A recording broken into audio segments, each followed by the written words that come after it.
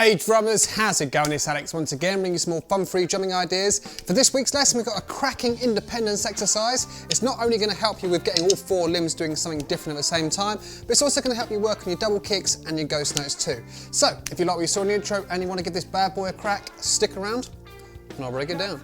Here we go. Alright, so let's kick things off by learning the hand pattern first. We'll get that down before we start bringing in all the kicks and the open hi-hats and stuff like that. Your right hand is just going to be playing eighth notes, and then your left hand's going to be playing this nice little ostinato underneath. We've got an accent on beat 1, the and a beat 2, and then on beat 4. But leading into the and a beat 2, we've got a couple of ghost notes, and then the same again for beat 4. So we get this little rhythm where we're going 1 and a 2 and 3 and 4 and. Okay, let's go over that again. So 1 and a 2 and 3 and 4 and we loop that round.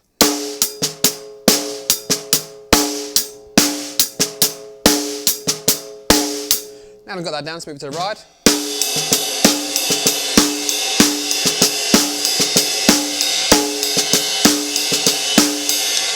Okay, so if you want to start off nice and simple, with regards to the feet, you can just start off by playing like boom, kick, with your right hand.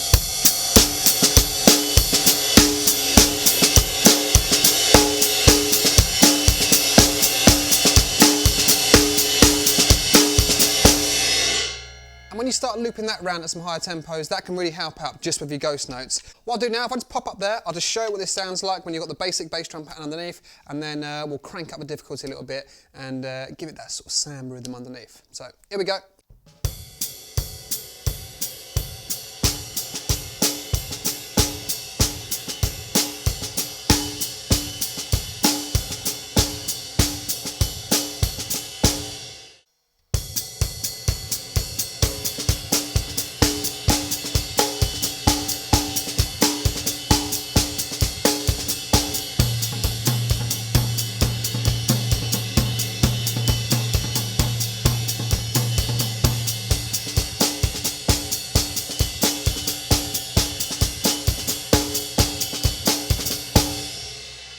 Alright, so now we've established what the left hand's doing and the right hand's doing. We're now going to just crank up a tiny bit with the feet. So instead of playing quarter notes with your right foot, well, sort of like an eighth note pattern between 1 and 2 and 3 and 4 and, we're going to play that nice little sound rhythm. So it's 1 and a 2 and a 3 and a 4 and a 1 and a 2 and a 3 and a 4. And that's just a really nice bass drum exercise on its own, especially when you get it going with the right hand.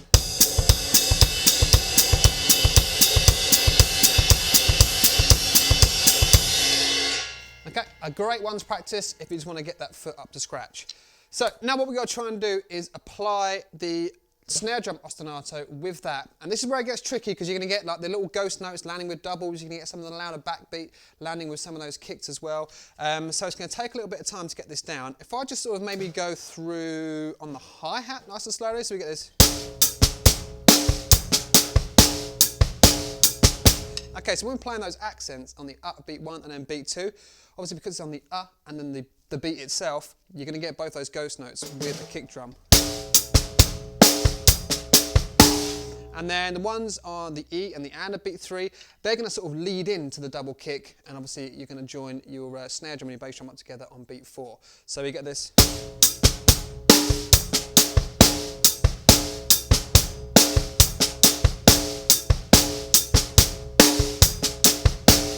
Okay, now when we add the left foot into the mix as well, you've got all four limbs doing something a little bit different, and it's really hard to play clean, which is what you're about to find out. So let's start off nice and slowly. I'll just get the foot pattern established first, and then I'll bring in the hand pattern on top. So there we go.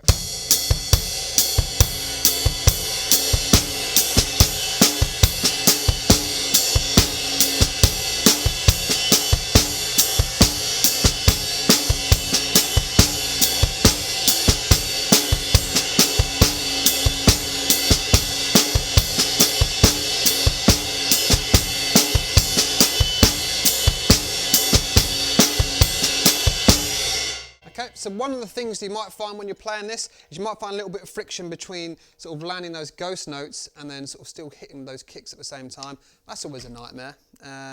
It's not so bad when you're sort of like joining up the backbeat or the accents and the kicks. Just try and, close the gap so you don't get that sort of flam as well. Another thing you can practice is if you want to sort of like See how clean it is? Then just bring your right hand over to the hi-hat, where you're going to have...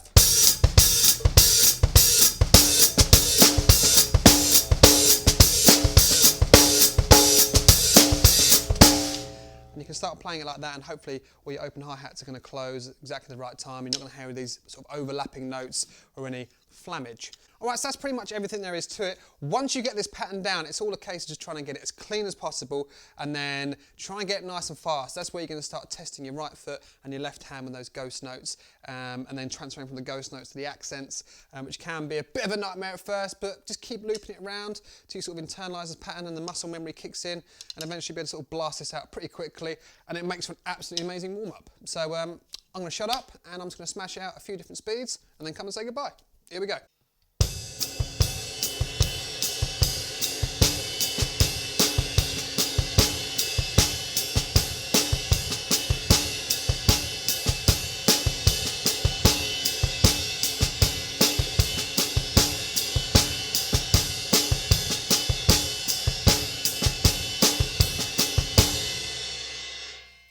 Loud ride, Timor. Bit faster.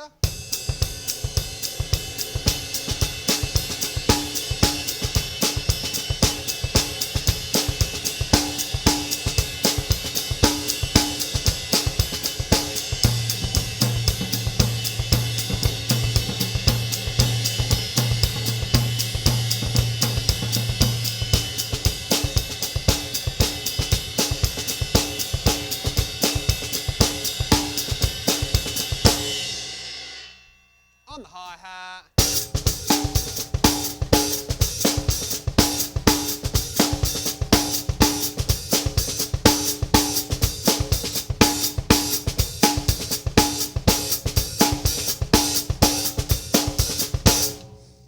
Nice and fast. 1, 2, 3.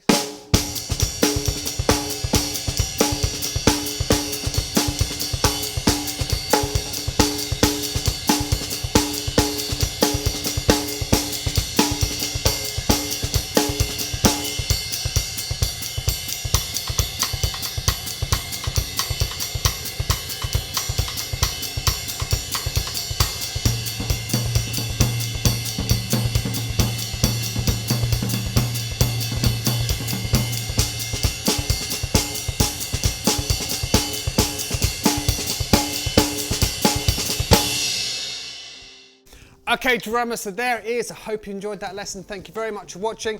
Don't forget, you can pop over to onlinedrummer.com and grab the sheet music for this lesson completely for free. If you like the video and you haven't subscribed, please do so. Also, for those of you that have subscribed, if you could click that little bell icon, because apparently it sort of helps me out in the whole YouTube algorithm thing a little bit more than, well, not doing it. So if you could do that, that'd be absolutely great. Again, a massive thank you to everyone that's sponsoring me on Patreon. There's a link down below if you want to get involved, which would be a massive help. And if you want to come and say hello, there's Facebook and Twitter as well. So until next time, take care, keep drumming, and I'll see you next Thursday for more bum-free drumming ideas. All right, see you later.